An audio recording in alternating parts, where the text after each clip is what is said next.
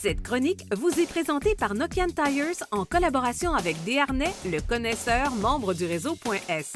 Chez Desharnais, la mécanique, les pneus, on connaît ça.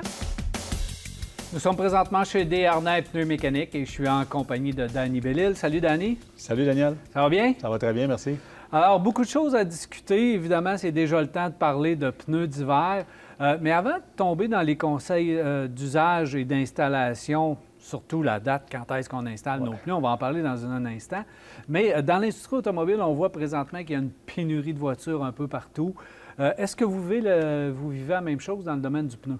Effectivement, on entend beaucoup parler, Daniel, dans les dernières semaines, derniers mois, problématiques d'approvisionnement, réservez vos pneus. C'est une demi-vérité. Oui, c'est vrai qu'on va avoir des pénuries, puis surtout pour les fabricants, je dirais, du côté plus asiatique, le principe de livraison, container, ces choses-là, les délais, oui, il faut se prendre d'avance. Sincèrement, ça peut nous mettre dans le trouble. Par contre, on a certains fabricants, pour ne pas les nommer, Nokian de ce monde, même Michelin, ces choses-là, eux autres, ils ont quand même beaucoup de produits. On devrait être capable de répondre à la demande. Encore une fois, quand vous avez une grandeur qui sort de l'ordinaire, attendez pas. Ces gens-là, ils se font toujours pogner parce qu'on n'en a pas des quantités astronomiques. Fait que si vous avez un produit spécifique que vous voulez avoir ou une grandeur spécifique, il faut s'y prendre un peu plus tôt parce qu'on risque de ne pas avoir notre grandeur ou notre pneu. Danny, c'est toujours la même chose. Quand on installe nos pneus ces temps-ci de l'année, est-ce qu'on ne veut pas les installer trop tôt, on ne veut pas les installer trop tard? Alors, c'est toujours un peu ambigu. Est-ce qu'on est vraiment dans la date d'installation de nos pneus? Présentement, sincèrement, on marche pratiquement à plein régime dans nos succursales. Donc oui, c'est le temps d'installer vos pneus d'hiver. Puis, dépendamment du genre de saison qu'on a, quand on a un été plus chaud ou un automne un peu plus chaud, on dirait que les gens disent « Non, j'installe rien, c'est sûr que je passe pas à travers. » Je ne veux pas les user prématurément, puis ça, c'est un peu normal. Effectivement, sauf qu'il faut comprendre que quand le bitume, la chaleur terrestre commence à descendre, le pneu va chercher beaucoup moins à s'user. Puis il y a beaucoup de gens, j'aurais de la misère à mettre un pourcentage, mais un très haut pourcentage de gens, surtout maintenant avec le travail à la maison, ces choses-là, les gens ne font pas beaucoup de millage. Donc, installez vos pneus maintenant. Vous êtes mieux de les installer là. On a le temps de vous prendre en succursale. On est capable de répondre à votre demande. Les gens attendent. Première neige, la panique pogne. On n'est pas capable de répondre à tout le monde, malheureusement. Fait que moi, je dirais, début octobre, les gens qui ne roulent pas beaucoup, il n'y a aucune problématique à ça. Aucune problématique. Puis les gens qui font beaucoup de kilométrage, peut-être de s'étirer jusqu'à la fin octobre. On installe, comme tu le sais, jusqu'à la fin novembre, puis même début décembre, qui sont dépassés la date. Mais est-ce que, Danny, tu conseilleras aux gens de peut-être s'y prendre d'avance pour leur rendez-vous, par contre? Oui, effectivement, si vous n'y avez pas déjà pensé, ça serait le temps d'y penser maintenant, parce qu'on commence, on a encore de la place, on est capable de vous recevoir, c'est pas une problématique, mais tu as raison, Daniel, les gens, des fois, se réveillent, commencent à faire froid. « Oh, je vais prendre mon rendez-vous. » Soyez assurés que ça fait longtemps qu'on donne des rendez-vous quand vous faites... Ou on se présente pas de rendez-vous, encore pire. Ou on se présente pas de rendez-vous. On en prend toujours, on est capable, mais c'est toujours une chance à prendre. Surtout ça, on peut avec se faire tourner. La pénurie de main-d'œuvre, je pense que tout le monde... Si quelqu'un n'est pas au courant qu'on a de la pénurie de main-d'œuvre, c'est parce qu'il n'est pas sur la même planète que nous autres. On va se dire la vérité, il y en a dans toutes les industries. Fait qu'on a moins de personnel, un petit peu moins. On est capable de répondre à la demande, comme je disais tantôt. Mais prenez un rendez-vous ou laissez-nous votre véhicule pour la journée. On est capable. Mais arrêtez d'attendre parce que, sincèrement, les températures présentement, là, la nuit, ça descend tout près de zéro. Cassez-vous pas la tête, là, les pneus, ils ne fondent pas au soleil. Il n'y a pas de danger. Absolument.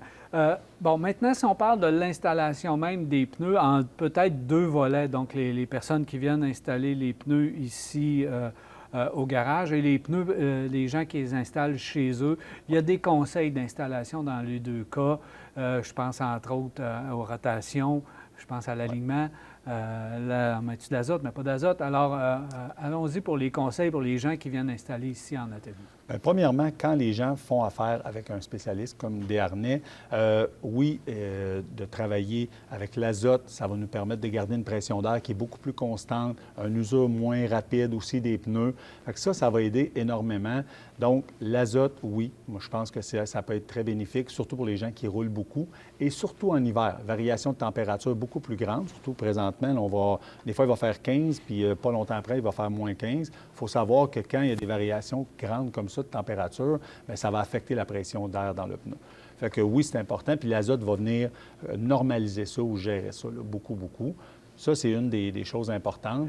Aussi, est-ce que l'azote va permettre, parce que maintenant, on a des capteurs de pression d'air dans les autos, et bon, dès qu'il commence à faire froid, puis la pression d'air varie dans le pneu, paf, notre lumière allume, comme de quoi que la pression d'air n'est pas bonne. L'azote, ça va aider ce problème-là. Exactement. Ça, c'est un des points. Je m'en allais directement dans cette direction-là. Okay. L'azote va aider au niveau des capteurs aussi. Ça va donner un bon coup de main à ce niveau-là. Puis l'autre chose, les gens sont tellement habitués maintenant d'avoir des capteurs TPMS. Des fois, la lumière allume, ils regardent ça un peu, oh, il n'y a rien de mou, on continue ou on remet de l'air. Il faut faire attention. Là, on s'est comme habitué. Avant, on n'avait pas de capteur TPMS. On était plus à l'affût. On regardait nos pneus un peu plus régulièrement. Maintenant, on dirait qu'on se fie juste à ça. Oh, le capteur allume, je regarde. Oh, il manque un peu d'air. C'est pas bon pour les pneus. Rouler à basse pression, c'est très nocif pour les pneus. Je veux que tu m'amènes sur l'alignement parce que ça aussi, c'est quelque chose d'assez important. Sincèrement, l'alignement, on devrait faire ça une fois par année. Minimum une fois par année pour les gens qui roulent, je dirais, entre 18 et 25 000 km par année.